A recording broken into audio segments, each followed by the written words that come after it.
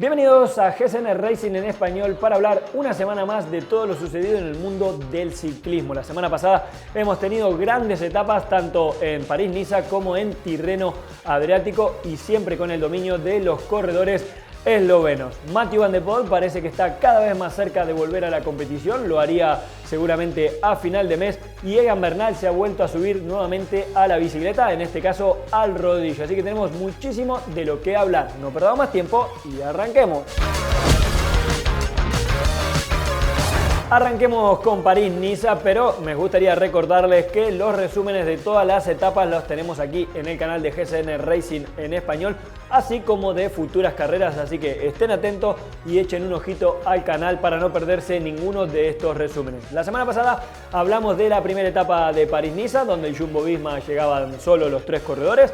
En la segunda etapa se llegaba al sprint después de un día también de abanicos, un día duro, pero donde llegaba un corredor que está siendo el mejor sprinter de esta temporada, y hablamos de Fabio Jakobsen, que se llevaba la victoria por delante de Wout van Aert.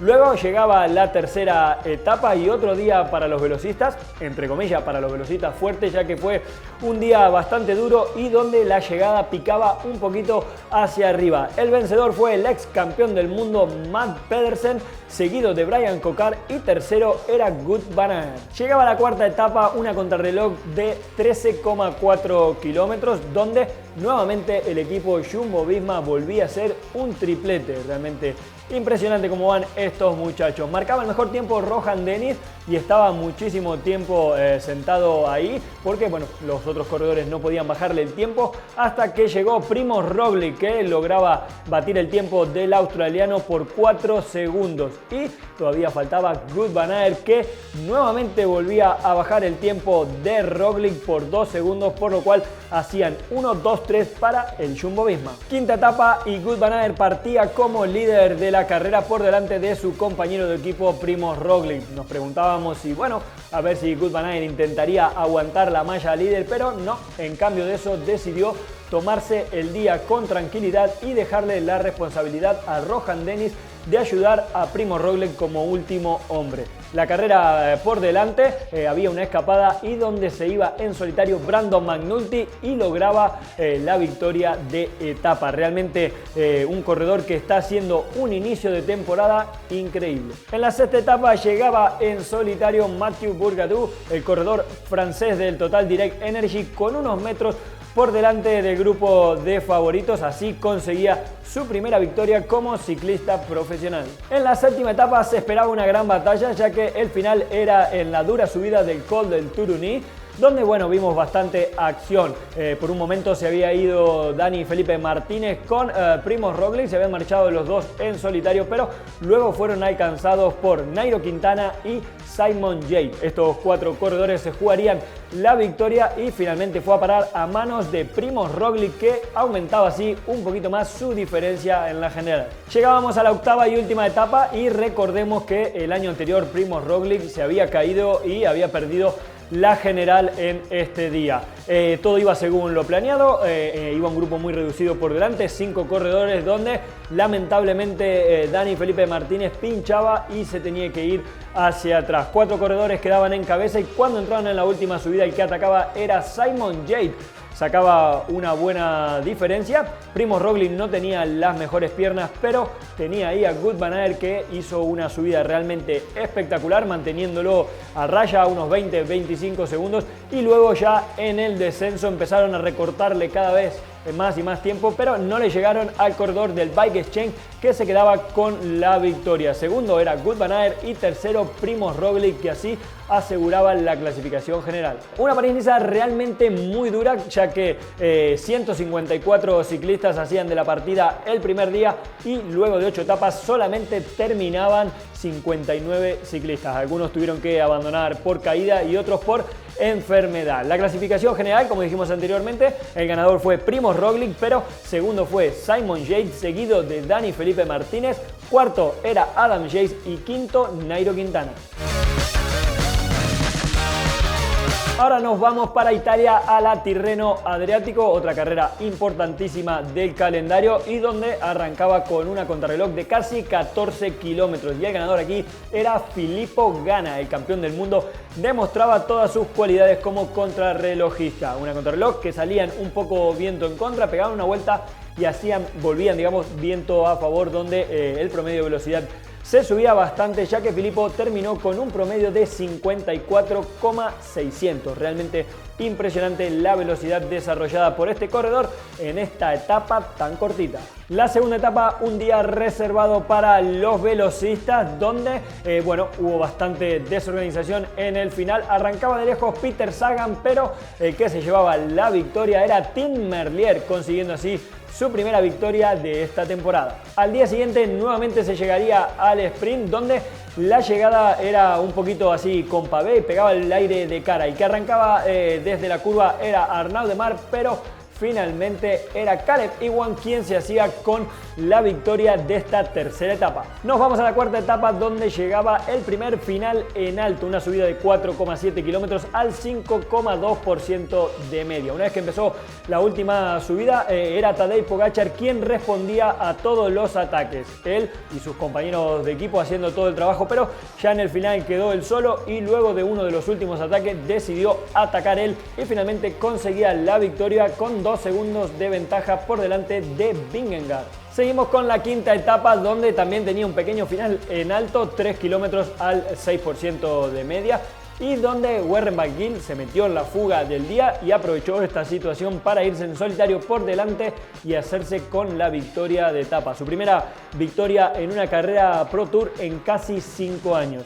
Esta victoria, este triunfo, tiene un pequeño interrogante, ya que por detrás habían arrancado Tadej Pogačar con Vingegaard y también Remco Evenepoel y se pasaron en la última curva, siguieron recto, aunque no se sabe si podrían haber alcanzado o no al corredor francés. Llegaba la sexta etapa y sin duda esta era la que iba a definir la clasificación general, ya que tenían que pasar 2 veces por el Alto de Carpeña, una subida de 6 kilómetros al 10% de media, una subida brutal. Realmente, en el primer paso sirvió para que seleccionara el grupo, quedase la gente más escaladora en el grupo delantero, y una vez que comenzaron la segunda y última subida, el que comenzaba las hostilidades era Mikel Landa, pero poco después Tadej Pogačar arrancaba y ningún corredor podía seguirlo. Lograba llegar a la línea de meta con poco más de 1 minuto.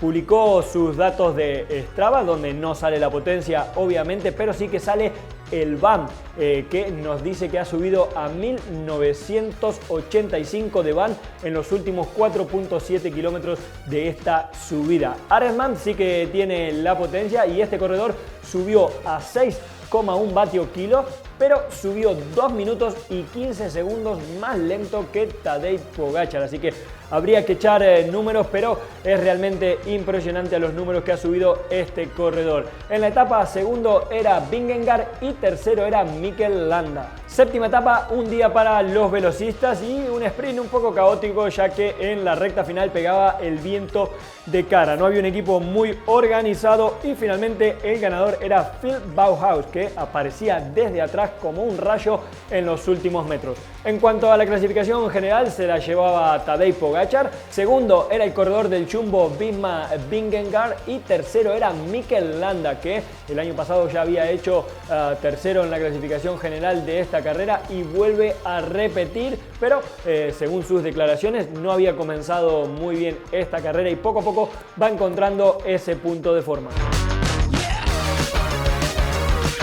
Y ahora nos vamos a Ronda de Drenthe, una carrera en Holanda donde, para las mujeres viene a ser su segunda edición como carrera World Tour. Es una carrera bastante antigua y muy dura, ya que, tiene varios tramos de adoquinado y una subida muy pronunciada en el final.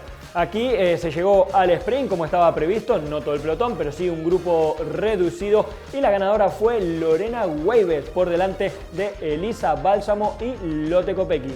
En cuanto a la carrera de hombres, fue una carrera durísima, 198 kilómetros y donde siempre la carrera se iba cortando por delante, por el viento, por los tramos de pavé. En el final había un grupo reducido que comenzaron a atacarse y a falta de 3 kilómetros fue Drik Van Gestel, el corredor belga, quien atacaba y se marchaba en solitario. Por detrás dudaron un poco y finalmente este corredor se llevó la victoria. Su primera victoria en casi 5 años. Realmente impresionante el ataque de este corredor que al final le dio la victoria.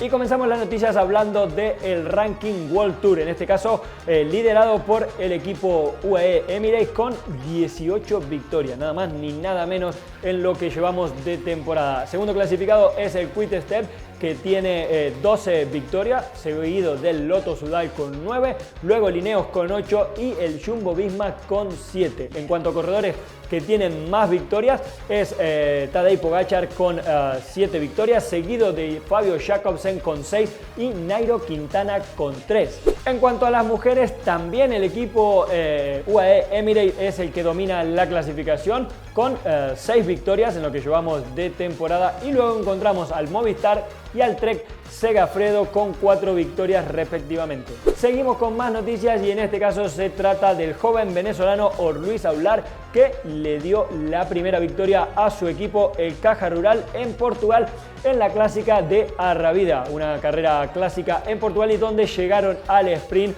y este joven corredor demostró su punta de velocidad. Desde aquí, felicitaciones. Bueno, seguimos con Mathieu Van der Poel, que parece que su recuperación va viento en popa. Ha vuelto a los entrenamientos aquí en España, ya lleva un par de semanas entrenando y parece que poco a poco ya están decidiendo cuándo va a volver a la competición. Según las redes sociales de Ronde van Vlaanderen, el Tour de Flandes, dicen que podría debutar en esa carrera que ganó hace 2 años. Veremos si esto es verdad. Lo que sí está claro que queremos verlo lo antes posible en la carretera. Y para terminar vamos con una de las buenas noticias también que tenemos. En este caso nos llega desde Colombia, y es que Egan Bernal se vuelve a subir a una bicicleta, en este caso al rodillo. No sabemos bien ni cuánto ha hecho ni cuánto tiempo le queda aún para poder volver a la competición. Eso realmente no creo que sea lo más importante hoy en día, pero sí que bueno, es una gran noticia que haya vuelto nuevamente a subirse a una bicicleta, a empezar poco a poco a dar pedales. Desde aquí le seguimos mandando toda nuestra buena energía y que se recupere muy pero que muy pronto. Bueno, ya llegó la hora de despedirnos. Hasta aquí hemos llegado con el programa de hoy. Espero que les haya gustado. Recuerden que todo el ciclismo lo pueden seguir con GCN y GCN Plus, siempre dependiendo la geolocalización. Esta semana tenemos un montón de carreras: Necone-Corese, Milano-Torino, también tendremos la Milán-San Remo, la Alfredo Binda y algunas que otras carreras más. Así que recuerden de echarle un ojito y no perderse ninguna de estas grandes competiciones. Nos vemos la semana que viene. Chao, chao.